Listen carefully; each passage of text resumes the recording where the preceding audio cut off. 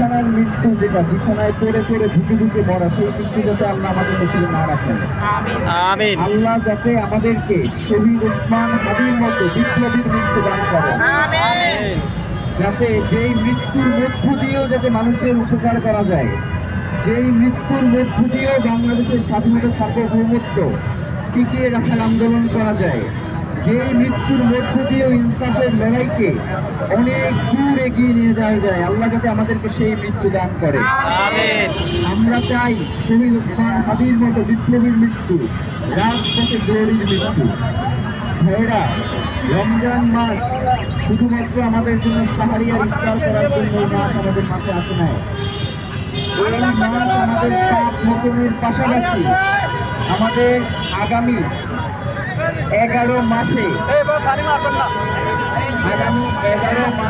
আমরা কিভাবে আমাদের দৈনন্দিন কার্যক্রম পরিচালনা করবো, কিভাবে অন্যায়ের প্রতিরোধ করব, তার একটা আমাদেরকে ট্রেনিং দেওয়ার জন্য এসেছে।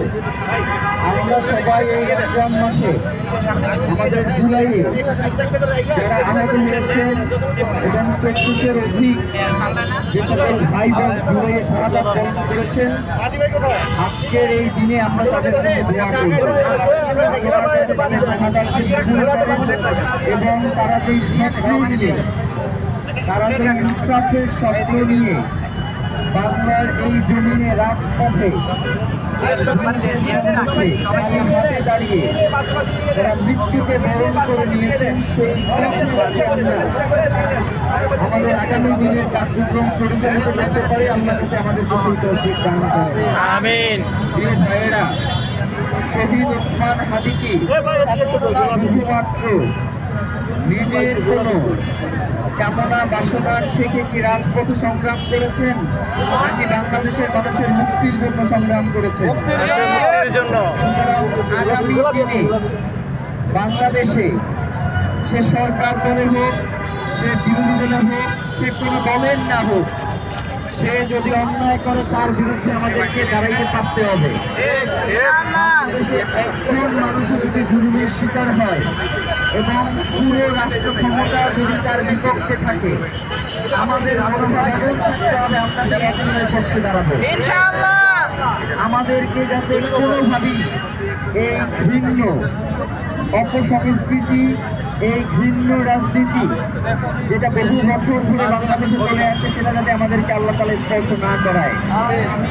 আমাদেরকে যাতে আল্লাহ ইনসাফের এই লড়াইয়ে যাতে আমাদের সবাইকে কবুল করে নেন, এই রমজানে আল্লাহর কাছে আমরা সেই প্রার্থনা করব।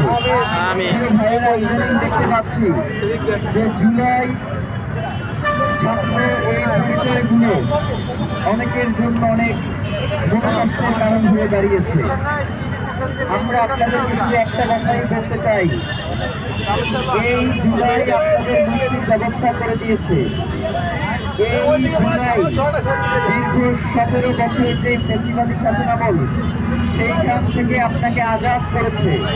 সুতরাং সেই মুক্তি যদি আপনি গ্রহণ করতে না পারেন, তাহলে গত 17 বছরের সেই কারারুদ্ধ অবস্থায় আপনাকে আবার যেতে হবে।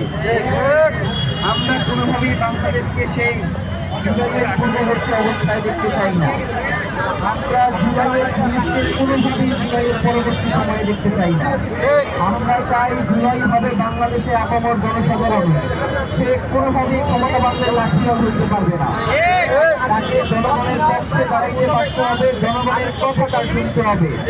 যদি সে ক্ষমতার কথা বলে, ক্ষমতার চর্চা করে, বাংলাদেশের মানুষের বিপক্ষে সে অবস্থান গ্রহণ করে, তাহলে তাকে আরেকটা জুলাইয়ের জন্য প্রস্তুত থাকতে হবে। আমরা কোনোভাবেই বাংলাদেশে জুলাইকে হারাইতে দিব না। শহীদ ওসমান হাদি একটা কথা বলে গিয়েছেন, জান দিব জুলাই দিব না।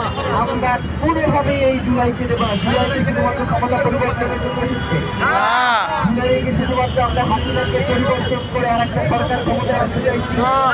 জুলাই হয়েছে, জুলাই হয়েছে বাংলাদেশের স্বাধীনতা সার্বভৌমত্ব যাতে মাথা উঁচু করে দাঁড়াইতে পারে, সেই জন্য জুলাই হয়েছে। জুলাই হয়েছে সীমান্তের কাটাতারে আর কোনো ফেলানি সরকার যাতে ঝুলে না থাকে, সেই জন্য জুলাই হয়েছে।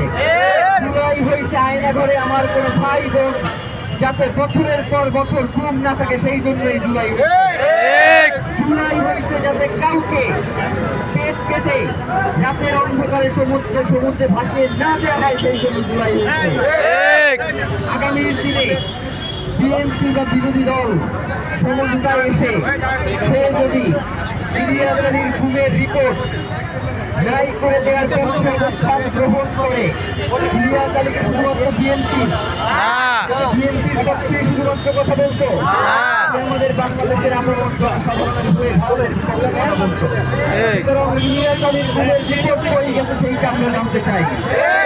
আমরা জানতে চাই এই সরকার পিলখানা এবং ছাত্রর ব্যাপারে কি ব্যবস্থা গ্রহণ করবে। আমরা জানতে চাই এই জুলাইয়ের গণহত্যার বিচার এই রাষ্ট্র কতদিনের মধ্যে বাস্তবায়ন করবে। আমরা জানতে চাই 17 বছরে যারা খুন এবং হত্যার শিকার হয়েছে তাদের ব্যাপারে এই সরকার কি ব্যবস্থা গ্রহণ করবে। আমরা জানতে চাই জুলাইয়ের সময়ে যেই পুলিশ ছাত্রদের বুকে গুলি চালিয়েছে সেই পুলিশের ব্যাপারে এই সরকার কি ব্যবস্থা গ্রহণ করবে।